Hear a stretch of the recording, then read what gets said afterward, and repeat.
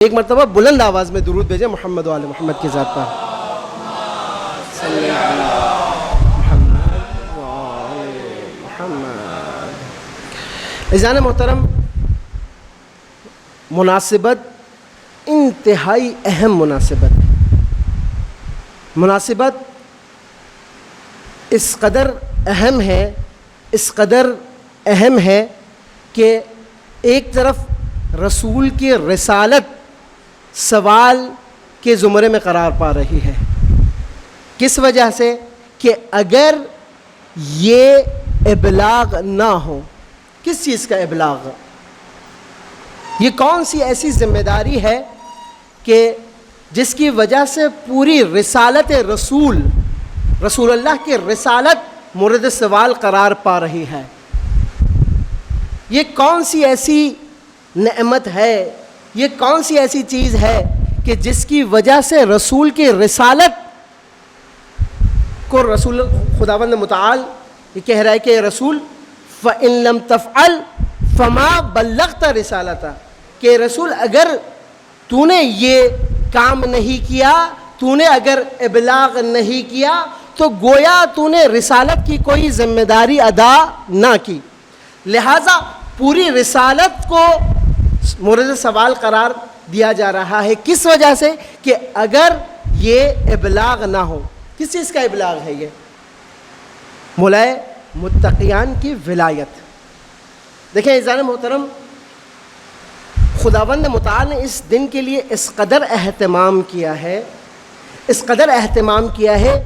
کہ اس ولایت کے اعلان کے بعد بلا فاصلہ پروردگار متعال ارشاد فرما رہا ہے الیوم اکملت لکم، آپ لوگ میرے ساتھ رہیں، اکملت لکم دینکم، کہ آج کے دن تمہارا دین کامل ہوا، تمہارا دین کمال تک پہنچا. آج کے دن الیوم اکملت لکم دینکم واتممت علیکم نعمتی، اور آج کے دن میں نے تمہارے لیے تمام نعمتوں کو کامل کیا. دیکھیں عزیزان محترم، جب ہم دیکھتے ہیں کہ پروردگار متعال اس دن کی مناسبت سے اور اس ذمہ داری کی مناسبت سے اس قدر اہتمام کر رہا ہے، تو یہاں پر ایک سوال اٹھتا ہے. وہ سوال یہ ہے کہ جس کے لیے رسول اتنا اہتمام کر رہے ہیں، جس کے لیے پروردگار کی ذات خود اتنا اہتمام کر رہی ہے، تو اس دن کے لیے اور اس مناسبت کے لیے ہماری کیا ذمہ داری ہے؟ ہم ایسا کیا کام کریں کہ جس کی وجہ سے اس غدیر کے سفرے عشق میں شامل ہو سکیں؟ ہم ایسی کیا ذمہ داری انجام دیں تاکہ ہم اس غدیر کے احیاء کے اندر اپنی ذمہ داری کو ادا کر سکیں؟ دیکھیں عزیزان محترم، غدیر کی نسبت ہماری بہت سی ذمہ داریاں ہیں. آپ اگر روایات کو اٹھا کر دیکھتے ہیں تو آپ دیکھیں اس دن کے مناسبت سے کس قدر روایتیں ہیں. اس دن جو ہے وہ آپ اپنے رشتہ داروں سے ملیے، اس دن آپ کھانا کھلائیے، اس دن آپ غریبوں کی مدد کیجئے، اس دن آپ جو ہے وہ صدقہ دیجئے، اس دن جو ہے وہ یہ کام کیجئے. آپ روایات اگر اٹھا کر دیکھیں تو شاید میں سمجھتا ہوں کہ اگر میں صرف اور صرف روایات کے حوالے سے گفتگو کروں، شاید ایک عشرہ میں جو ہے وہ غدیر کی اہمیت اور افضلیت پر اور غدیر کے دن کی مناسبت سے جو ہے وہ میں گفتگو کر سکوں. اس قدر روایات جو ہے وہ موجود ہیں. لیکن اس پورے تمام تر روایتوں کا جو ایک تھیم ہے، جو نچوڑ ہے، وہ کیا ہے؟ وہ یہی کہ اس دن کو اہمیت دی جائے. حقیر نے ایک جگہ لکھا بھی تھا کہ دیکھیں غدیر، عید غدیر، جس طرح سے آپ نماز پڑھتے ہیں نا، تو نماز کے بارے میں قرآن کریم میں جو آیت ہے وہ ہے اقیم الصلاۃ، یعنی نماز کو قائم کرو. یہ نہیں کہا جا رہا ہے کہ صرف نماز ادا کرو، نماز پڑھ لو، یہ کافی نہیں ہے، بلکہ نماز کو اقامہ کرو. نماز کو اقامہ کرنے کا مطلب کیا؟ یعنی معاشرے کے اندر نماز کو احیا کرو تاکہ معاشرے کے اندر فسادات ختم ہو جائے، تاکہ معاشرے کے اندر برائیاں ختم ہو جائیں، تاکہ معاشرے کے اندر رذائل کی جگہ فضیلتیں ان رذائل کی جگہ لیں. نماز کو احیا کرو, اقامہ کرو, برپا کرو. کیوں؟ تاکہ معاشرے کے اندر سے رذیلتیں ختم ہو کر فضائل جو ہے وہ جگہ لیں. اسی طرح سے جس طرح سے نماز کو احیا کیا جائے, جس طرح سے نماز کو اقامہ کرنا ہے, جس طرح سے نماز کو برپا کرنا ہے, اسی طرح سے غدیر کو صرف منایا نہیں جائے, غدیر کو اقامہ کیا جائے. کیونکہ غدیر اقامہ ہوا تھا میدان غدیر میں. رسول خدا نے غدیر کے لیے آذان دی تھی. اس آذان میں رسول خدا نے کیا کیا تھا؟ جو آگے جا چکے تھے انہیں پیچھے بلایا, جو پیچھے رہ گئے تھے انہیں آگے بلایا, اور غدیر خم کے میدان میں ایک جگہ پر جمع کر کے انہیں غدیر کی آذان دی. غدیر کی آذان کیا ہے عزیزان محترم؟ غدیر میں رسول خدا نے جو چیز اقامہ کیا وہ ولایت علی ابن ابی طالب کو اقامہ کیا, ولایت علی کو اقامہ کیا. اور اس طرح سے اقامہ کیا, اس طرح سے اقامہ کیا کہ فرمایا من کنت مولا فہذا علی مولا. جس کا میں مولا اس کا علی مولا. اب دیکھیں رسول اللہ نے در حقیقت صرف اور صرف لقلقہ زبان سے یہ جملات ادا نہیں کیے. رسول اللہ نے صرف آ کر ہمیں اشارہ نہیں کیا, بلکہ رسول اللہ نے اس سے پہلے ایک خطبہ دیا, ایک عظیم خطبہ, ایک غریب خطبہ, کہ جس کے اندر رسول اللہ صلی اللہ علیہ وآلہ وسلم نے ایک درود بھیجا محمد وآل محمد کی ذات پر.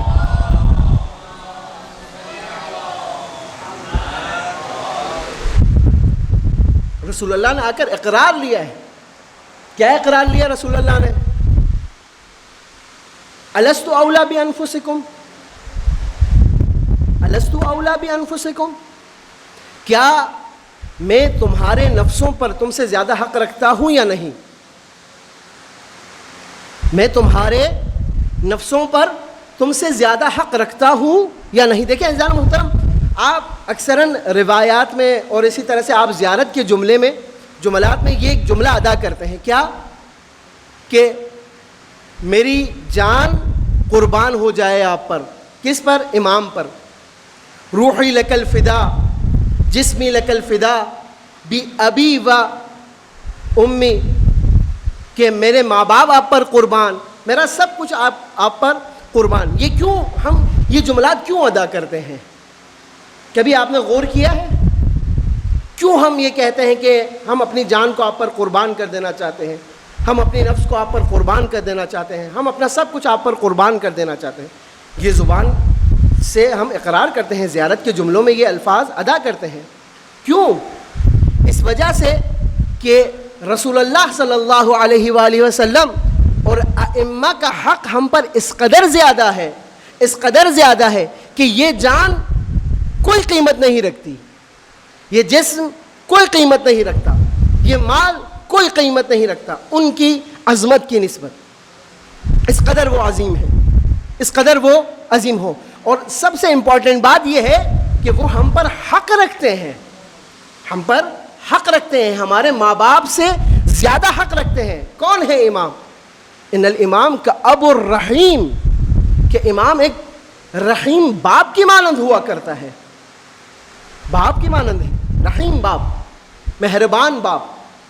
اب یہ امام کہ جو ہم پر اتنا حق رکھتا ہے, اتنا حق رکھتا ہے, اس کے بارے میں رسول اللہ ہم سے ایک اقرار لے رہے ہیں میدان غدیر میں. کیا الست اولا بانفسکم, کیا میں تمہارے نفسوں پر تم سے زیادہ حق نہیں رکھتا؟ سب نے کیا جواب دیا؟ آپ کے ذہنوں میں ہوگا, بھلا یا رسول اللہ, یقیناً یا رسول اللہ, آپ ہم پر ہمارے نفسوں سے زیادہ حق رکھتے ہیں. جب ہم اس بات کا اقرار کرتے ہیں کہ رسول اللہ ہمارے نفس پر ہم سے زیادہ حق رکھتا ہے, اور ہم اس بات کو اپنی زبان سے بھی اقرار کرتے ہیں, تو اس کا مطلب جو ہے یہ ولایت امپورٹنٹ اس کی اتنی زیادہ ہے کہ ہمیں اپنی زندگی میں سب سے زیادہ جس چیز کو توجہ دینی چاہیے, سب سے زیادہ جس کے لیے اہتمام کرنا چاہیے, سب سے زیادہ جس کے لیے کوشش کرنی چاہیے, سب سے زیادہ جس کے لیے قربانی دینی چاہیے, یہ ولایت ہے. یہ ولایت ہے جس کے لیے ہمیں قربانیاں دینی چاہیے، جس کے لیے کوشش کرنی چاہیے، جس کے لیے سعی کرنی چاہیے، جس کے لیے اہتمام کرنا چاہیے، اور جتنا کیا جائے کم ہے. کیوں؟ کیونکہ سب سے زیادہ امپورٹنٹ ہمارے لیے یہ ولایت ہے، رسول اللہ کی ولایت، مولائے متقیان کی ولایت اس قدر امپورٹنٹ ہے کہ ہم اقرار کر رہے ہیں.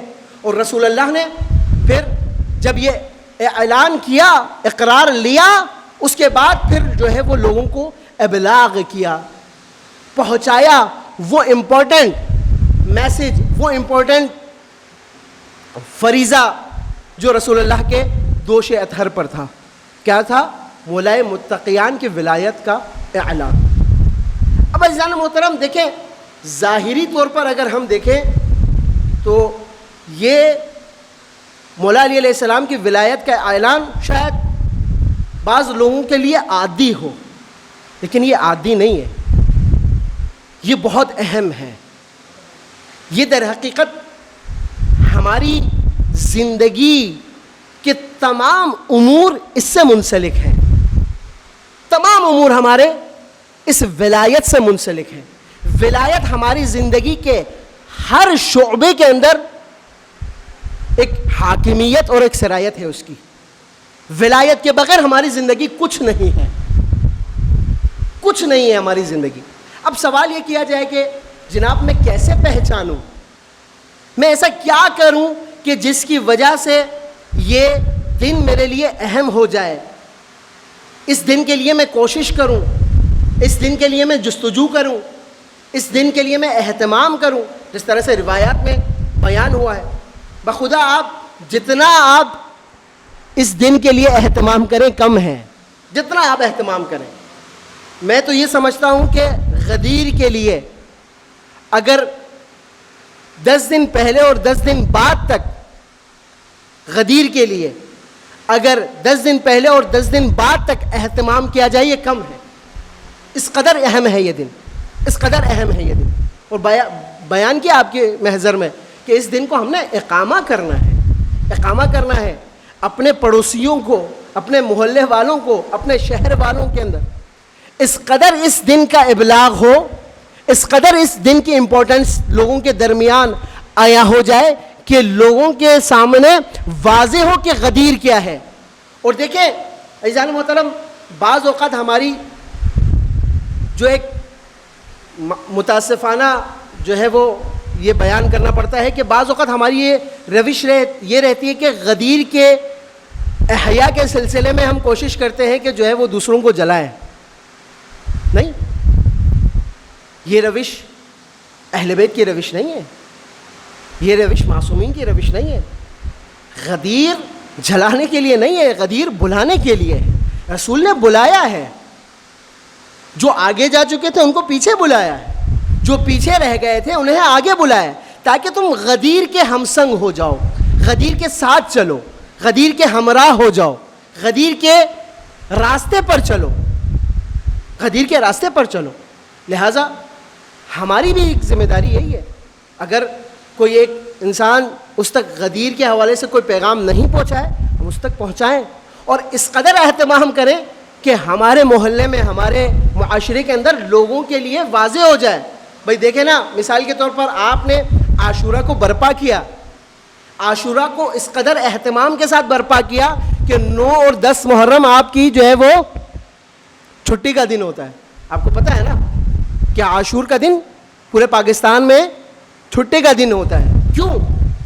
کیونکہ آپ نے عاشورہ کو اہتمام کے ساتھ برپا کیا ہے، اقامہ کیا ہے. اقامہ کا مطلب یہ کہ آپ نے اس قدر اہتمام کیا ہے اس دن کے لیے کہ تمام پاکستان میں رہنے والے لوگوں کو یہ معلوم ہوا کہ یہ عاشورہ کا دن جو ہے وہ ایک امپورٹنٹ دن ہے. اس دن جو ہے وہ امام حسین علیہ السلام کی شہادت ہوئی ہے، اور اس دن جو ہے وہ تشیع جو ہے وہ تمام کے تمام اور غیر تشیع تمام افراد جو ہے وہ سوگ مناتے ہیں، مجلس بپا کرتے ہیں، امام حسین علیہ السلام پر گریہ کرتے ہیں. عزیزان محترم دیکھیں، جس طرح سے عاشورہ کو ہم نے اہمیت دی ہے، اسی طرح سے غدیر کو بھی اہمیت دینی ہے. اس قدر ہم اس کو اہمیت دیں، اس طرح سے اس کو برپا کریں کہ لوگ، حکومت اور تمام افراد خود مجبور ہو جائے کہ بھائی اس دن چھٹی ہونی چاہیے، کیونکہ اس دن پاکستان میں شیعیان حیدر کرار اور غیر شیعہ جو علی علیہ السلام سے محبت کرتے ہیں وہ تمام اس دن کو اس قدر اہتمام کے ساتھ مناتے ہیں، اس قدر اہتمام کے ساتھ مناتے ہیں کہ اس دن چھٹی ہونی چاہیے. یہ کون کرے گا؟ یہ فریضہ ہم پر ہے. آپ دیکھیں نا، روایت میں ہے کہ 3 دن تک غدیر کو منایا جائے، 3 دن تک جو ہے وہ اپنے رشتہ داروں میں جایا جائے، لباس پہنا جائے، نیا لباس، عیدی دی جائے. دیکھیں عزیزان محترم، عید اللہ الاکبر کہا گیا ہے، عید اللہ الاکبر تمام آیات میں سب سے بڑی عید، سب سے بڑی عید. لہٰذا اس دن کے لیے مجھے اہتمام کرنا ہے، مجھے جو ہے وہ اس کے لیے کوشش کرنی ہے، جو مجھ سے ہو سکتا ہے، جو مجھ سے ہو سکتا ہے، جو مجھ سے ہو سکتا ہے، جو مجھ سے ہو سکتا ہے. کیوں؟ اب سوال یہ ہے کہ میں کیوں اس قدر غدیر کے لیے اہتمام کروں، میں کیوں اس دن کو برپا کروں، کیوں میں اس دن کو اقامہ کروں. دیکھیں عزیزان محترم، جس طرح میں نے آپ کے حضور بیان کیا کہ رسول اللہ کا حق ہم پر بہت زیادہ ہے، امام کا حق ہم پر بہت زیادہ ہے. لہٰذا رسول اللہ نے جب اس اقرار کو ہم سے لیا، الست اولیٰ بانفسکم، کہ میں تمہارے نفسوں پر تم سے زیادہ حق رکھتا ہوں، تو وہاں پر ہم نے بلا کا جواب دیا ہے، یقین دہانی کروائی ہے. اور یہ آذان اور یہ اقرار آج بھی ہے. اب میں کیسے اس اقرار کا جواب دوں؟ اس اقرار کا جواب میرے اعمال کے ذریعے سے ہوگا. صرف لقلقۂ زبان سے، صرف زبان سے کہہ دینا کافی نہیں ہے، زبان سے صرف اشہد ان علی ولی اللہ کہہ دینا کافی نہیں ہے، بلکہ اس اشہد ان علی ولی اللہ کو میں اپنے وجود پر نافذ کروں، میں اپنے معاشرے پر نافذ کروں. یہ گواہی مجھ سے کچھ تقاضا کرتی ہے، تقاضا یہ کرتی ہے کہ میرے اندر ایک اضطرار کی کیفیت ہو، میرے اندر تڑپ موجود ہو اس ولایت کے تحقق کے لیے، اس ولایت کی حاکمیت کے لیے. اس ولایت کو میں معاشرے میں نافذ کر سکوں. معاشرے میں نہیں کر سکتا ہوں، اپنے گھر پر نافذ کروں. اپنے گھر پر نافذ نہیں کر سکتا ہوں، اپنے وجود پر نافذ کروں، اپنے وجود پر نافذ کروں. ہم نے اقرار کیا ہے، ہم نے وعدہ دیا ہے، یہ وعدہ ہے، یہ اشہد ان علی ولی اللہ در حقیقت ایک وعدہ ہے، ایک معاملہ ہے کہ میں اپنی پوری زندگی کے اندر اس ولایت کو اپنے وجود پر حاکم رکھوں گا. یعنی میں جو کچھ کروں گا اس ولایت کے زیر سایہ انجام دوں گا، اس ولایت کے زیر سایہ انجام دوں گا. میں اگر کسی کی مدد کرنا چاہتا ہوں، میں اگر کوئی نیکی انجام دینا چاہتا ہوں، میں اگر کوئی عبادت انجام دینا چاہتا ہوں، اس ولایت کے زیر سایہ میں. اور اگر یہ ولایت نہ ہو میری زندگی میں، آپ توجہ کریں، اگر یہ ولایت نہ ہو میری زندگی میں تو یہ میری عبادتیں، میری ریاضتیں، میرے تمام اعمال میرے منہ پر مار دی جائیں گے. کیوں؟ کیونکہ تم نے دین کا ایک اہم ترین جز کہ جو ولایت ہے اس کو بلا دیا. اس قدر اس کی اہمیت ہے. لیکن مسئلہ کہاں ہوتا ہے؟ مسئلہ یہ ہوتا ہے کہ ہم اسے صرف اور صرف محبت تک محدود کرتے ہیں، محبت تک محدود کرتے ہیں. کیا مولانا صاحب آپ کیسی گفتگو کر رہے ہیں؟ کیا محبت کرنا درست نہیں ہے؟ نہیں عزیزان محترم، میں ہرگز یہ بات نہیں کر رہا. میں آپ سے یہ نہیں کر رہا کہ محبت نہیں کرنا چاہیے، بلکہ مجھے ایسی محبت کرنی چاہیے کہ یہ محبت مجھے اطاعت کے مرحلے تک لے کر آئے. یہ محبت صرف اور صرف لقلقۂ زبان سے نہ ہو، بلکہ یہ محبت میرے فرائض کو میرے لیے معین کر دے. میری جو اس عصر میں ذمہ داری ہے ولایت کے زیر سایہ، میں اس کو انجام دوں. یہ محبت ہونی چاہیے. ورنہ محبت کرنے والے بہت سارے تھے، رسول اللہ کے جوار میں موجود تھے، رسول اللہ کے برابر میں موجود تھے، رسول اللہ کے سائے میں تھے، رسول اللہ کا سایہ ان پر پڑتا تھا. لیکن کیا ہوا؟ ایسا کیا ہوا کہ بعد میں رسول اللہ کے مد مقابل آ کر کھڑے ہو گئے، مولائے متقیان کے مد مقابل کھڑے ہو گئے. جو غدیر میں اعلان ہوا تھا وہاں آ کر بخن بخن کہا. لیکن کیا ہوا آخر میں؟ انہوں نے رسول اللہ کی آنکھ بند ہوتے ہی اس غدیر کو بلا دیا. تو بس محبت صرف لقلقہ ہی زبان سے نہ ہو، گرچہ کہ ابتدا اسی محبت سے ہے، ابتدا اسی الفت سے ہے، مجھے آغاز کرنا ہے۔ ہاں ممکن ہے بہت سارے ایسے بیمار ہوں، ہر دور میں ہوتے ہیں۔ آپ دیکھیں کہ رسول اللہ کے دور میں ایک بادیہ نشین عرب آ کر اس نے اعتراض کیا، ایک درود بھیجے محمد و آل محمد کی ذات پر۔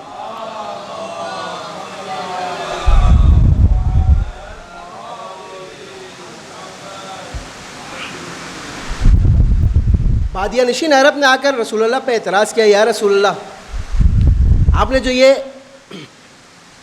علی کی ولایت کا اعلان کیا ہے، یہ در حقیقت آپ نے اپنی رشتہ داری کو نبھایا ہے،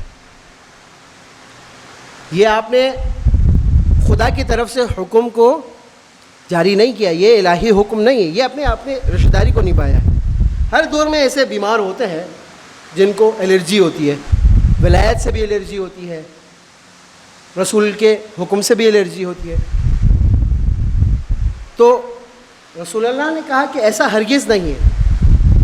رسول اللہ نے فرمایا افترضہ اللہ طاعتہ علی جمیع السماوات والارض، پروردگار نے علی کے ولایت کو نہ صرف زمین والوں پر بلکہ آسمان والوں پر بھی واجب قرار دیا ہے۔ یہی وجہ ہے کہ عزیزان محترم روایت میں ہے کہ عید غدیر زمین والوں سے زیادہ آسمان والوں پر میں مشہور ہے۔ غدیر کو زمین والوں سے زیادہ ملائکہ مناتے ہیں۔ کیوں؟ ملائکہ اس دن کو درک کرتے ہیں۔ مسئلہ یہ ہے کہ ہم اس دن کو کاش کہ اس طرح سے جس طرح سے درک کرنا چاہیے اور احیا کرنا چاہیے اس طرح سے احیا کریں۔ کیا فرما رہے رسول؟ افترضہ اللہ طاعتہ علی جمیع السماوات والارض، کہ پروردگار نے علی کی ولایت کو تمام آسمان والوں اور زمین والوں پر واجب قرار دیا۔ پھر یہاں آ کر رسول خدا ہر چیز کے سید و سردار کے بارے میں بیان کر رہے ہیں۔ فرمایا کہ والقرآن سید الکتب، کہ قرآن کریم تمام آسمانی کتابوں میں جتنے بھی کتابیں ہیں اس کا سید و سردار قرآن کریم ہے۔ والقرآن سید الکتب، فرمانے لگے وشہر رمضان سید الشہور، ماہ مبارک رمضان تمام مہینوں کا سید و سردار ہے۔ تمام مہینوں میں جو سب سے اہم مہینہ ہے وہ ماہ مبارک رمضان ہے۔ پھر فرمایا کہ واللیلۃ القدر سید اللیالی، شب قدر تمام راتوں میں سب سے زیادہ بافضیلت ترین رات اور سب سے تمام راتوں کا سید و سردار شب قدر ہے۔ رسول خدا ہر ایک چیز کے سید و سردار کے بارے میں بیان کر رہے ہیں۔ فرمانے لگے والجبرائیل سید الملائک، جبرائیل امین تمام ملائک کا سید و سردار ہے۔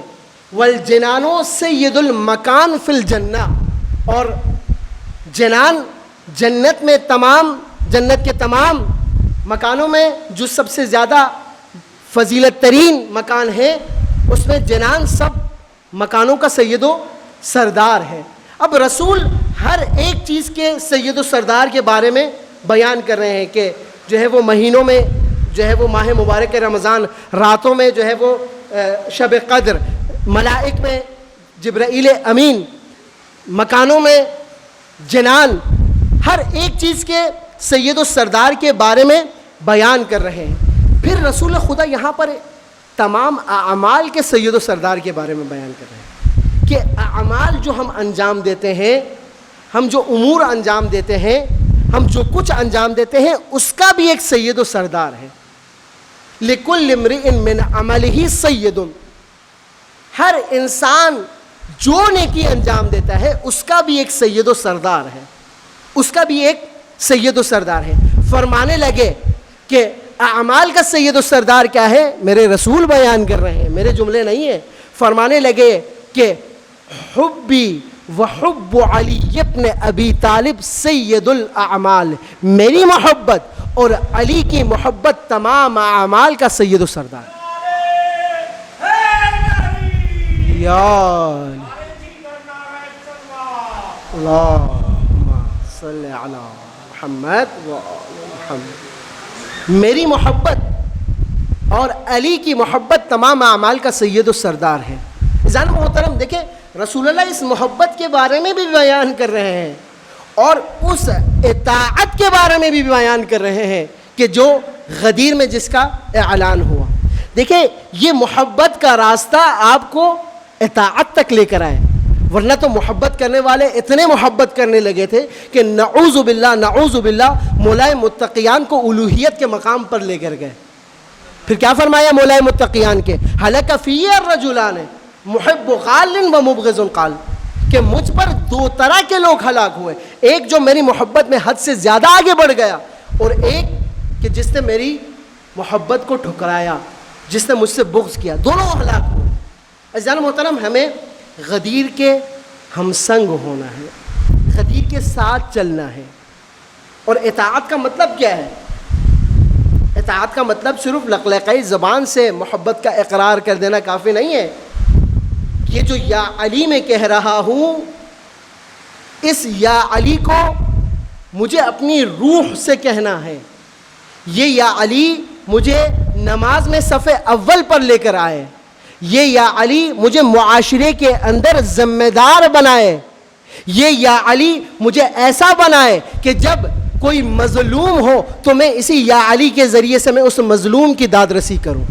یہ یا علی اس قدر میرے وجود پر نافذ ہو, اس قدر میرے وجود پر نافذ ہو کہ میں حلال کو انجام دوں اور حرام سے اجتناب کروں. اس یا علی کا مطلب یہ ہے. میں اقرار کر رہا ہوں اور یہ مدد طلب کر رہا ہوں وسیلہ بنا کر مولائے متقیان کو. ایسا نہیں ہو سکتا ہے کہ میں زبان سے مولائے متقیان کا نام لوں اور اپنے فرائض سے دوری اختیار کروں. جہاں میری ذمہ داری ہے اس ذمہ داری سے دوری اختیار کروں. ایسا نہیں ہو سکتا عزیزان محترم. لہٰذا غدیر کے سلسلے میں جو ایک اہم ترین امر ہے, جو ہماری ذمہ داری ہے, وہ یہ ہے کہ اس دن کو ہم احیا کریں, اور جس طرح سے احیا کرنے کا حق ہے. خدا گواہ کہ ہمارے محلے میں, ہمارے جو ہے وہ معاشرے کے اندر اور ہمارے روڈوں پر غدیر کے حوالے سے اتنا اہتمام ہونا چاہیے, اس قدر شور ہونا چاہیے, میں تو یوں کہوں گا اس قدر جو ہے وہ شور و غل ہونا چاہیے کہ دنیا والوں کو پتہ چلے کہ ہم غدیری ہیں. اور اس میں کسی چیز کی بات کی شرم ہمیں محسوس نہیں کرنا چاہیے. جو ہم ادا کر سکتے ہیں, جو کچھ کر سکتے ہیں, آئیں سب مل کر اپنے پڑوسیوں کا ہاتھ تھام کر, اپنے اہل سنت برادران کا ہاتھ تھام کر دعوت دیا جائے, پیغام دیا جائے غدیر کے حوالے سے, محبت کا پیغام دیا جائے, الفت کا پیغام دیا جائے. اور خدا گواہ ہے کہ غدیر ایک نقطۂ اتحاد مرکز ہے. اگر ہم غدیر کو اس نگاہ سے, جس نگاہ سے اہل بیت علیہ السلام ہم تک پہنچانا چاہتے ہیں, اس نگاہ سے دیکھیں. یہ غدیر نقطۂ اتحاد ہے. کیا کیا رسول اللہ نے؟ سب کو جمع کیا غدیر کے میدان میں, سب کو جمع کیا, سب کو, حجاج کو جو آگے جا چکے تھے انہیں پیچھے بلایا, اور اس وحدت کے لیے, اس کلمے کی طرف جو ہے وہ دعوت دی. مجھے نہیں معلوم کہ میرے پاس کتنا وقت ہے. ایک درود بھیجا محمد و آل محمد کی ذات پر.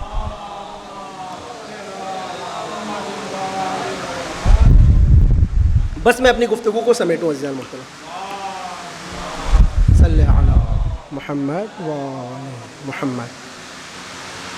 گرچہ کہ غدیر کے حوالے سے ہماری یہ گفتگو ناقص ہے, جس قدر اس ٹاپک پر, اس دن کے احیاء کے حوالے سے گفتگو کی جائے, کم ہے. لیکن عزیزان محترم جو وظیفہ ہم انجام دے سکتے ہیں وہ کیا ہے؟ جو کام ہم غدیر کے لیے کر سکتے ہیں وہ کیا ہے؟ سب سے پہلی چیز, اس دن کی معرفت کو سمجھیں کہ یہ دن کیا ہے, یہ عید اللہ الاکبر کیا ہے, جس کے لیے خود پروردگار اتنا اہتمام کر رہا ہے, رسول خدا اہتمام کر رہے ہیں, معصومین اس قدر اہتمام کر رہے ہیں. اس دن کی معرفت کو سمجھیں, اس دن کو احیا کریں, معاشرے کے اندر زندہ کریں.